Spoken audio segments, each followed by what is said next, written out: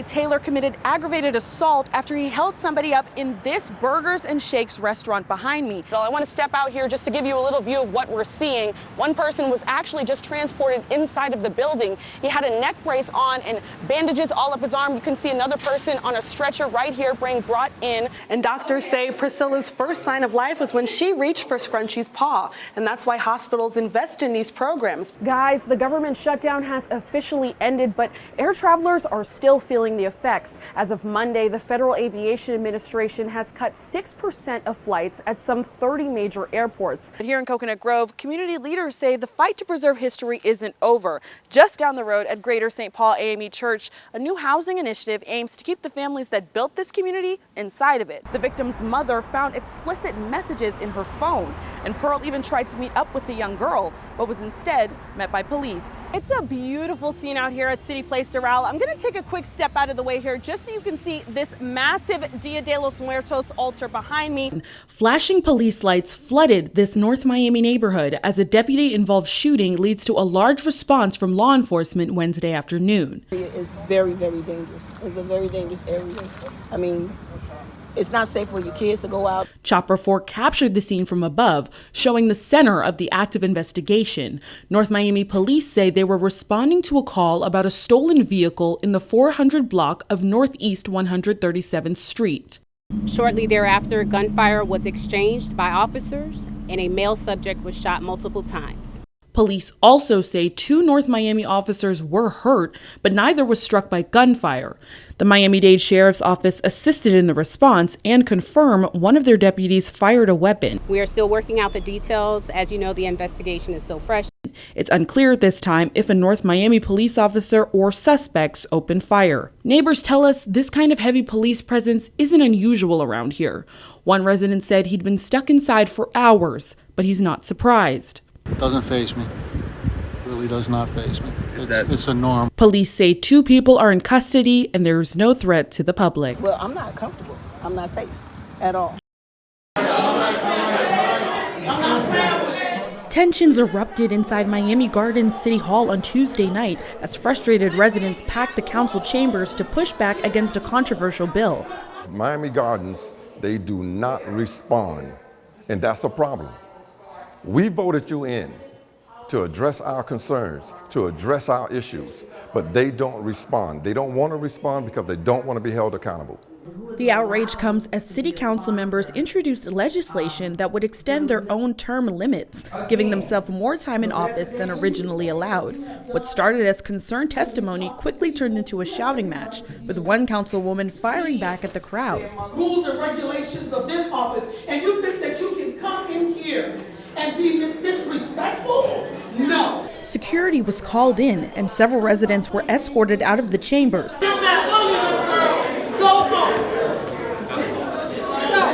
Fueling even more anger from the community. They say I'm a threat to them because I talk loud and I talk aggressive. That's how I talk. So how is I'm a threat at 69 years old? Residents were only given 2 minutes to voice their concerns, which they say isn't enough when the future of their city is at stake. We vote to let them know that we are aware, and when we need to come out in the community or come out to a council meeting, to let the voice be heard. Despite the heated exchange, council members say the bill is about community and progress, not personal gain. And we are here to represent the people of Miami Gardens, and their voices matter. We want them to know that their voices matter, and their voices is what helps us to effectuate change and make decisions. But for many residents, that isn't enough, and neither are 2 minutes at the microphone. We should be able to communicate, we should be able to disagree with each other, and still respect each other. In Miami Gardens, Melanie Lowe, UMTV. We'll not back down, and we will never be taken advantage of. More than a dozen LGBTQ+ seniors came together for food, fellowship, and pride at the 2nd annual LGBTQ Senior Barbecue in Miami Beach. There's still a pride, which I love. There is a pride and a strength in identifying themselves how they want to be identified. Marianne was one of 20 seniors at the event, hosted by Miami LGBTQ organizations like Pride Lines, Lambda Living, and Sage Miami. It's really important to have opportunities for older LGBT folks to socialize. Organizers say it's about more than fun. It's about reducing isolation and building community. Holding events like today's event creates a sense of community and strengthens the bonds that individuals have with others. It was also a rare space for safety for LGBTQ seniors. I came out in 1963. The bars were getting raided, my friends were being arrested. It was not a pretty picture. While times have changed, some say acceptance is still a work in progress, and allies at the event say empathy is everything. Because we're human.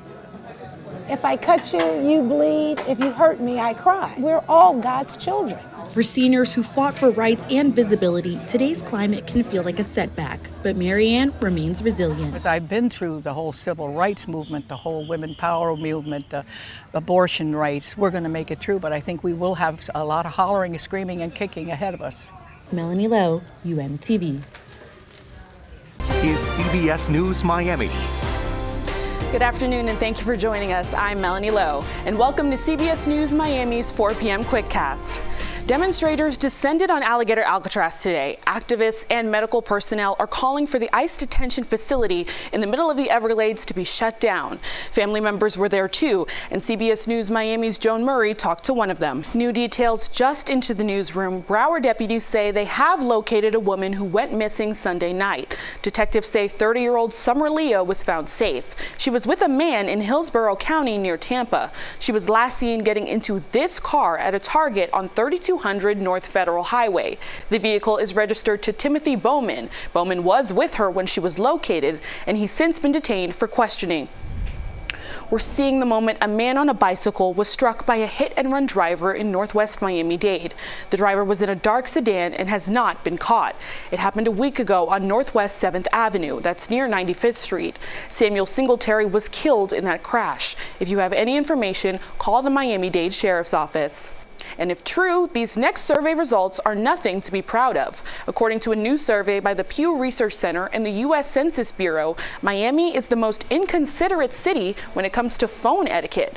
Apparently, Miami leads the way in nearly every bad habit measured. Residents were the most likely to talk on speakerphone in public, use their phone in front of a significant other, watch videos or play music without headphones, and check their phone while talking to someone face to face. Those bad habits are also bad for relationships. 1 in 5 Americans say they've ended a relationship because of someone's poor phone etiquette, and nearly 2 out of 3 people in Miami surveyed admit to using their phone while using the restroom.